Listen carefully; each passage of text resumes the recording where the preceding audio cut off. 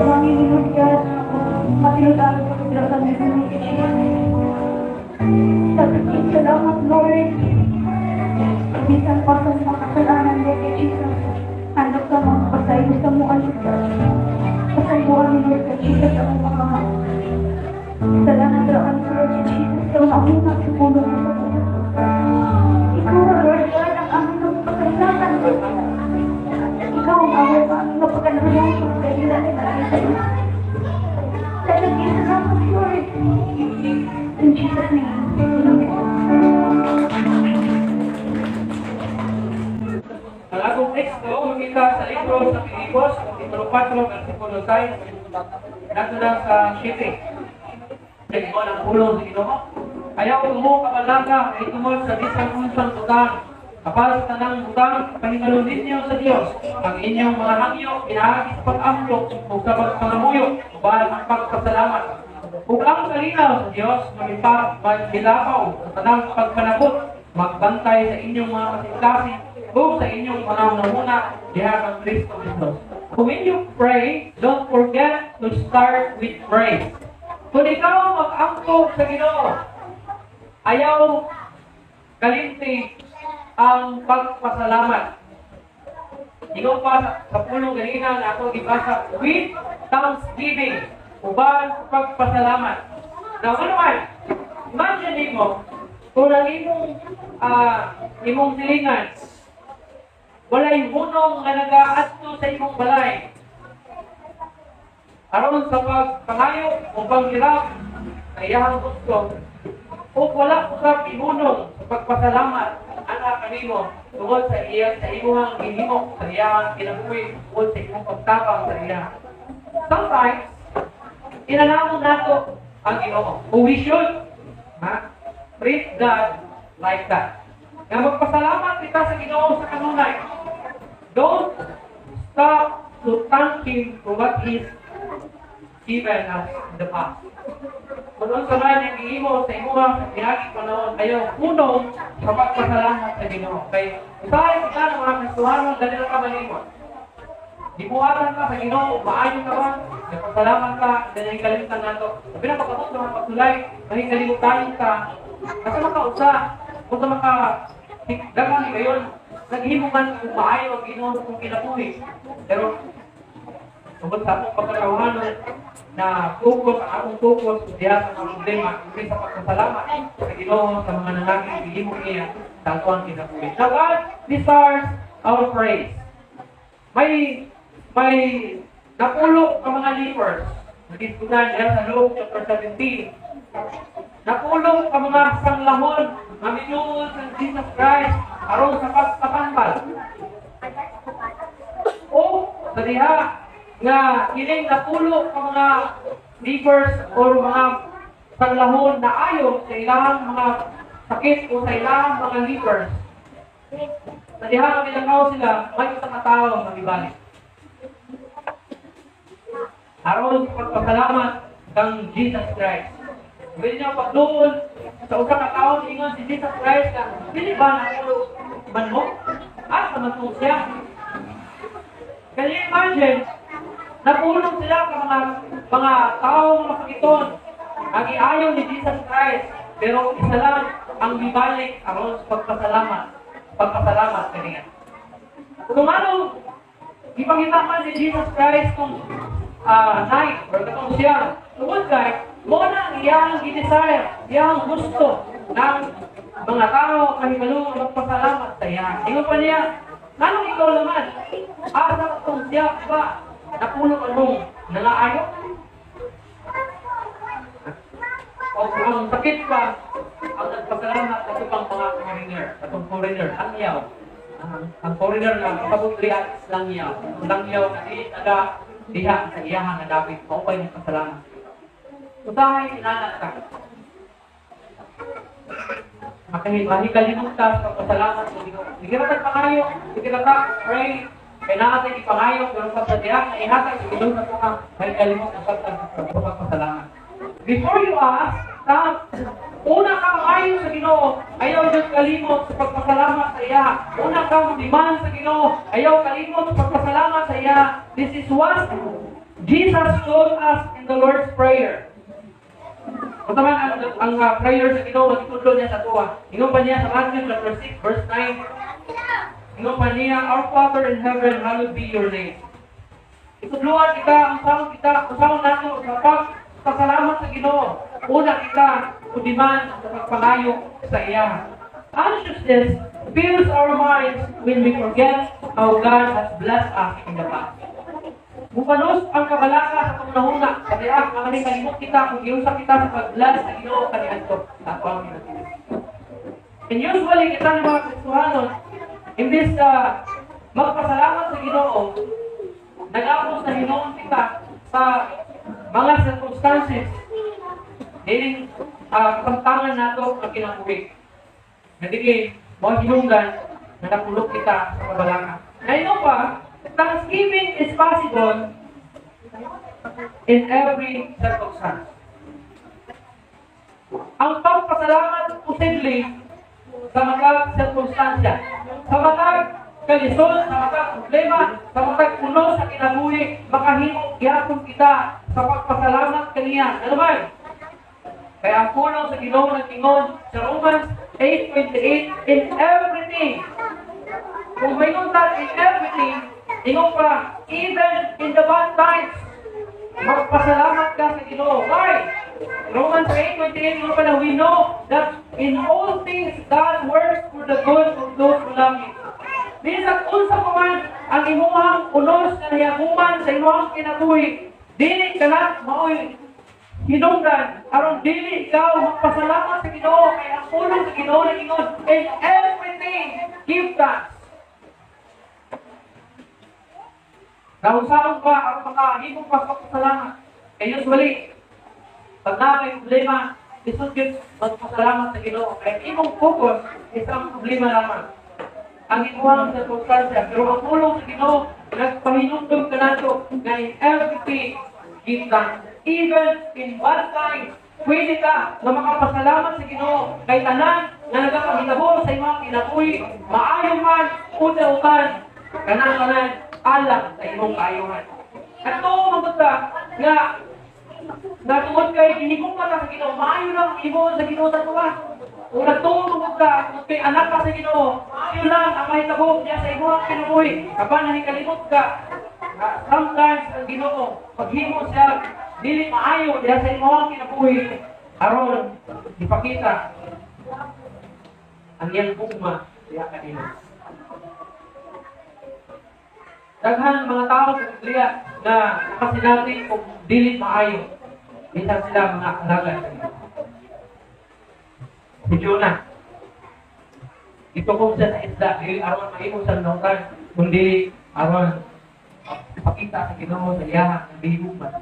Ingon pa ang pulong sa Ginoo, ingon pa si Pedro, ingon pa niya, isulay ka sa Ginoo aron mahimo kitang malamutan. Tungkol pa ang mga problema, mga uno sa kinabuhi, pwede nato kapasalamatan sa Ginoo. Pwede nato kapasalamatan sa Ginoo. That's why mingon, mismo ang pulo sa Ginoo, in everything give thanks, even in bad times sa imong kinabuhi. Kaya nung kay Paul sila sa verse 1, in Acts chapter 19 verse of Acts chapter 16 verse 19 to 25. Nakahimo sila sa pagpasalamat sa Ginoo. Nag-dive sila sa Ginoo, nagpasalamat sila sa Ginoo, bisan na sila sa verse 1. Mo'y hinungdan, nakaikya sila sa Ginoo tungkol sa ilang attitude, naguyuhan sa ilang na sinabi, wala silang malimot sa pagpasalamat sa Ginoo. Thanksgiving will strengthen your faith in God. Isa sa mga reason na nunghuyan ka sa iyong pagtulong sa Ginoo is because hindi ka magpasalamat. Kung gusto ka na mulikon ang iyong pagtulong niya sa Ginoo, kinahanglan kabalo ka magpasalamat sa Ginoo. Kinahanglan kabalo ka mag-appreciate sa gikuhat sa Ginoo diya sa imong kinabuhi. Thanksgiving will strengthen your faith in God. Ang pagpasalamat magalikon sa imong pagtuo sa Ginoo. Kay nagapakita naman uli na wala kay mahimo kung wala nagtabang ang Ginoo.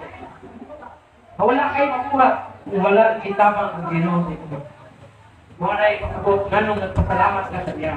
Praising is done to benefit God. Ang pagdai, pagpasalamat, himuon para sa Ginoo. When you praise, you will be filled with peace. Kung ikaw magalay sa Ginoo, magpasalamat sa Ginoo, mapuno ka og kalinaw diha sa imong kinabuhi o diha sa imong una. In verse 7, sa pagbasa kanina, ingon pa in the peace of God which transcends all understanding will guard your heart and your mind in Christ Jesus. Now, peace is not the enjoyment of perfect circumstances.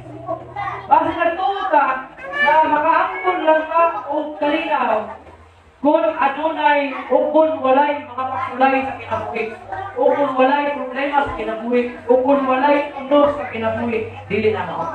Pwede rin mo ma-enjoy ang kalinaw niya sa imong kinabuhi bisan aduna kay daghan na mga pasulay.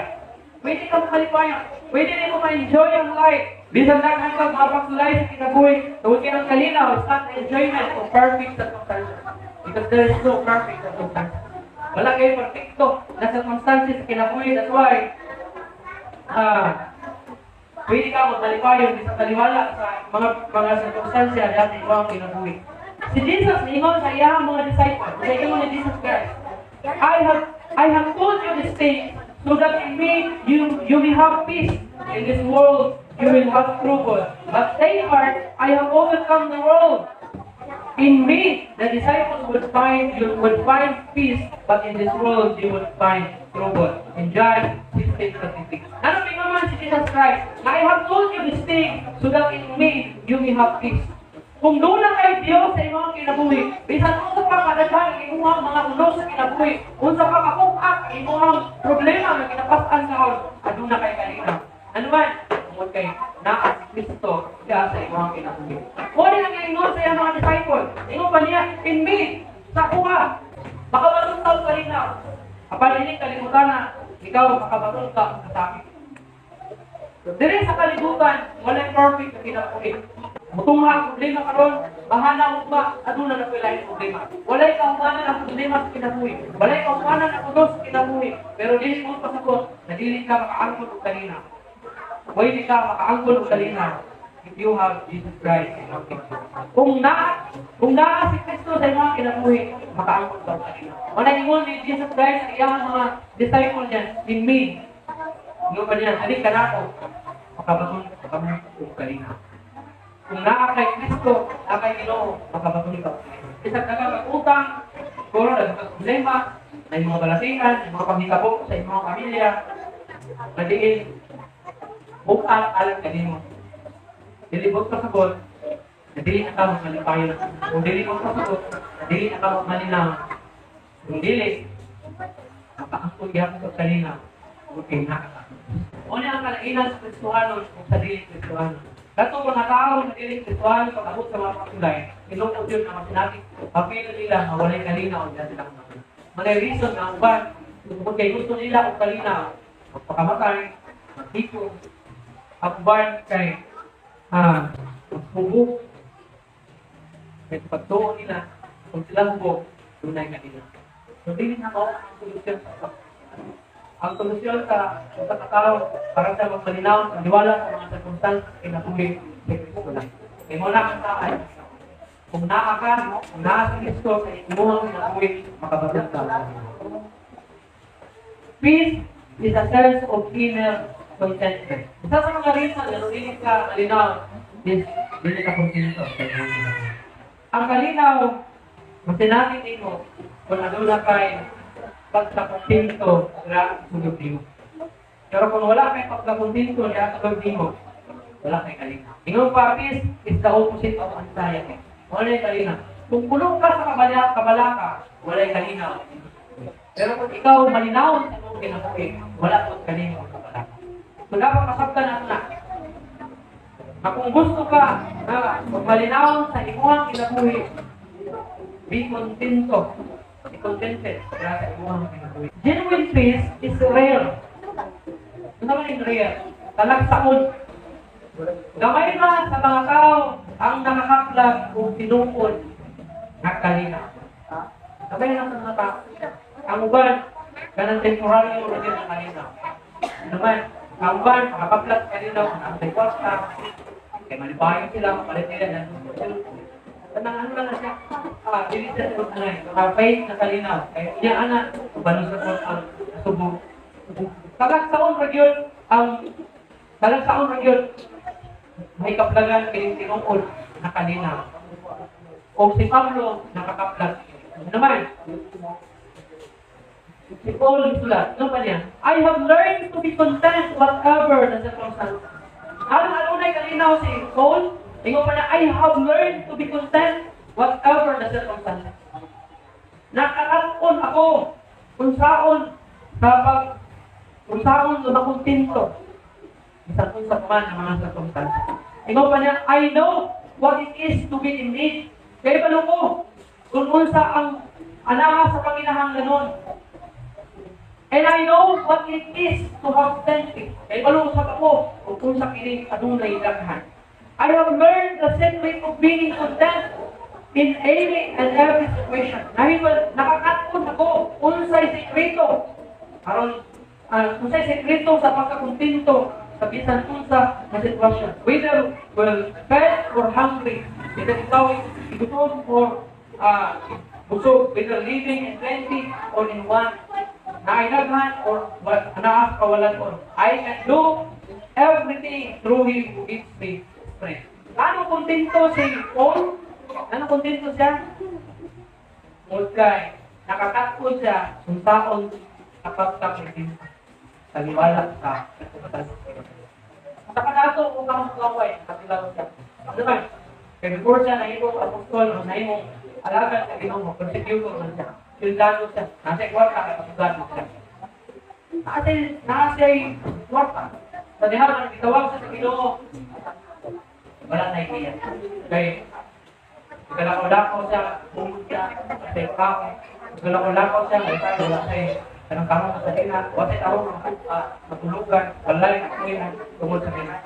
Inanakan niya ang mga experience na naman. Pero nakakapos siya, isang kontento niya. So pwede dito, maang ko ng kalinaw, kung kontento lang ako mag-ino. Maang ko daw kalinaw, kontento ka sa isang mga kart. Maang ka sa isa at hatag sa Pinoy. Pero pag dinig ka, kontento, wala din piso. Bila na aking pangandoy, dahil gusto din mo kapag dayan ang pangandoy. Parang na, sabaan ka, parang na, ang pakong na ako, ang pakong makatulong niya. O lang, awagin kalina, ang una-una, kaya diskontento ka man, o kaya ito ang pinabuhi. Diskontento ka man, yes, hindi. So, nang ingon ko, ang kalinaw talaga ko. Kilala ka mga tao, ang nakakaplag din. Katong mga tao, kontento sila.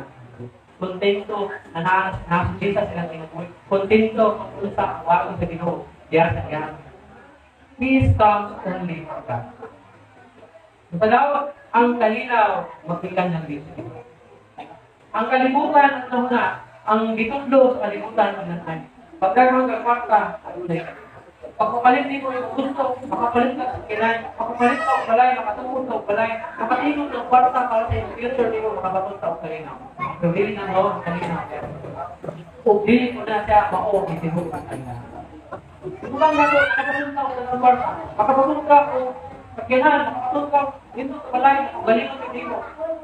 Sa iyong tanaw, makabatong sa giyatag kahap ang kalinaw. Nakikwarta dagan sa inyong bangko. Dahil mo tanaw, makabasong dahagyan ko sa kalina. Dili. Okay, dili kita sila makahatag ang kalina. Ang sugadili ka sa kontento, walay kalina. Ika naman, makabasong ka sa kinang isa.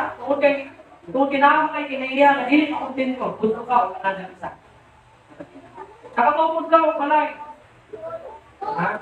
Katunakot lang sa imong simple na kwarta. Sabihan, bidato ka sa bahay, gusto ka, palit mo ugang balay.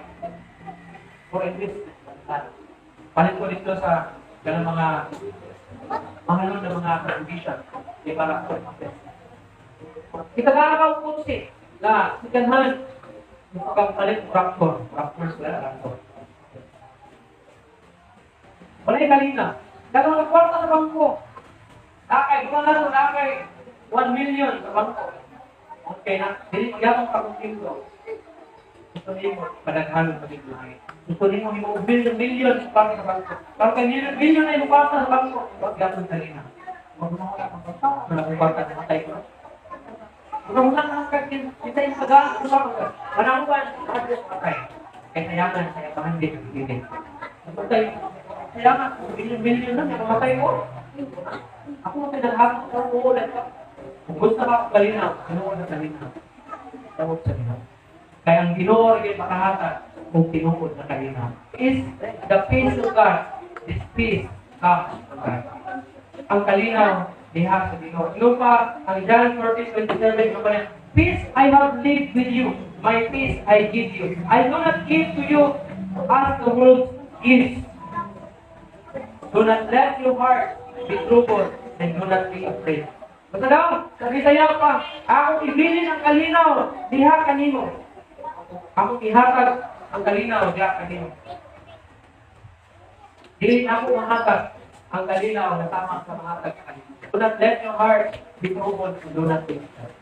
Kung gusto mo ang kalinaw, ayaw daw sa kalibutan. Kaya hindi makakasag sa kalibutan. Pwede ka magpalipayan. Pwede ka lamay mo ito. Hindi mo ka magbalinaw mo kasama mo. Muna ka, naginuwag yung pakahatag ng peace dyan. Ang peace, hindi makakambal ang ilang plata. Hindi makakambal ang imungang pagkama. Hindi makakambal ang kumpulsa. Kaya ang makahatag na dito sa dito. Tinungkol na kalinaw, nilipay na kalinaw. Kung wala kayong Ginoo, simple, wala kayong kalinaw. Kung wala kayong kalinaw, faith na kalinaw. Dili tinungkol, dili children na kalinaw.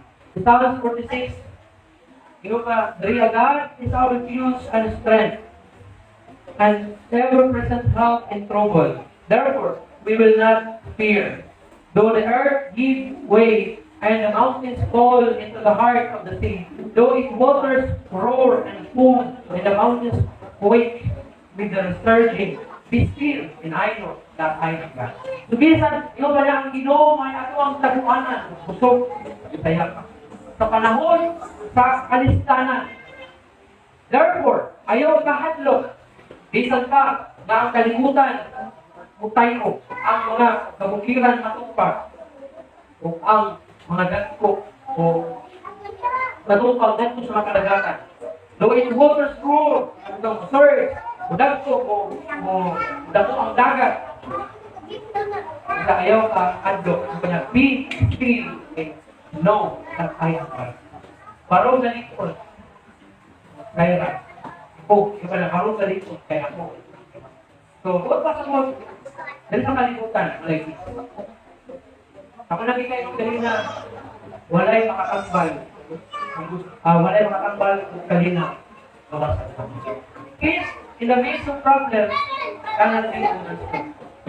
Dagan mga tao, hindi makakapot. Ikaw pa nga, kung saan mo pagpatulong kanina, naliwala sa mga problema. Nawi niya, nakay sakit, nakay hospital, nabat ang trabaho, pagpatulong kanina, nanay ang sitwasyon. Kung saan mo pagpatulong kanina, walinala ang imuhang sitwasyon sa kinabuhi. Waling pasamot na this peace transcends all understanding. The buong pasamot, di sa tao hindi mong sapot, di mo masagutan kung kay mao ka na ang punto sa Ginoo na kanina. Dunay kalinaw, kaliwala sa mga problema. And the peace of God transcends all understanding. In Ephesians 3:20 na iwan, itulat ni Nicole, is able to do immeasurably more than all we ask or imagine, according to the power that is at work within us. So there is peace. Hindi mo man masabtan, hindi man biyan sa iyong understanding, biyan sa iyong utahuna, o kining ng peace. Lampas pa sa panahon niyo. Peace will guard you from anxiousness. Ang kalinaw, maoy, bugard, kanino, gikan sa tanan na kabalaka. The words will guard, ang pulong will guard are translated from a Greek military word. Ang pulong will guard, i-translate kini sa kini na tawag Greek military word. God's peace is like a guard keeping watch over your heart and mind, preventing worry from entering it. Kung masagot, ang Diyos mag-guard sa imuhang mind, sa imuhang hunahuna, aron na dili makasulod ang mga kabalaka diha sa imuhang alimpatakan. Kaya kung makasulod ang kabalaka diha sa imong alimpatakan, sigurado, hindi ka makabatang ng kalina. Pag magsulod na ganay ang tanang kabalaka, kinabuhi diha sa imong hunahuna, ganay kalina. Mapipilaan ng mga tao, katulog, kababan, stress sa tayo. Basta na ganyan, pagpasayaw ng mga tao, grabe ang kabalaka. Tapoy, yang naw, tapoy, tanaw. Yang panagway, tapoy. Stress, okay, tulog na siya sa kabalaka, diya sa iyang mga. Sa ka-interesting message, o later ni Paul, nag-mention about pagdawat sa kubag pag-ampo is no padilla. Peace comes whether or not receive the answer you want. Peace comes by trusting God. Sometimes, dili ka makaangkol o kalinaw dahil mo pinutuloy mo kay wala man, hindi mo naangkol ang kubag. Pero, si Paul mingon siya, bisan wala gihatag sa Ginoo sa imo, makapatulog ka og kalinaw. Kay ang kalinaw aangkol nimo tungod sa imong pagsalig sa Ginoo. Wala kay salig sa Ginoo, wala kay peace. Sabi na wala ka rin ba sa imo. Wala ko gingon kanina, talag sa una yun, kinig tinungo sa kanina. Kailangan siguro mo lipan ni Harrison Ford. Ito na yung kailangan kay Harrison Ford. Si Harrison Ford, isa ka Hollywood actor. Isa ka actor na premiado. Tungkol sa iyang maayong na aktor. Isa ka, higayon ni anak. Tingnan ka niya. You only want what you ain't got. Ang gusto lang namin mo kung maangkol, isa kung wala din mo maangkol. Pero ipangka na siya sa journalist. Tingnan ka niya. Kung sa wala din mo maangkol. Ikaw ni Harrison Ford. Tingnan ka niya. Kalinaw. Can you imagine? Inanak ka sa talag sabon ang pag-angkol kalinaw. Can you imagine si Harrison Ford sa actor sa Hollywood, sa box office na premiado na star diya sa Hollywood, premiado actor, kung tagayahang mga movies niya. Pili na si Kwarta, itak siya mga utang na sa kinabuhi napunta, pero wakil siya makabata. Ani ko sa kanta. Kini utang na, mawang kanina. Ano man? Ito ko may makalakad. Kung gusto ka nakapatulog kanina sa Ginoo pangita. Ayaw pangitaan ni Juan, pangitang Pulano, puntang Pulana. Ayaw pangitaan niya sa Pangka. Ayaw pangitaan niya sa iyong trabaho. Ayaw pangitaan niya sa iyong barkada. Ayaw pangitaan niya sa iyong mga kaptangin. Pangitaan sa iyong. Kaya Ginoo na makahata ng tinunod ng kanina.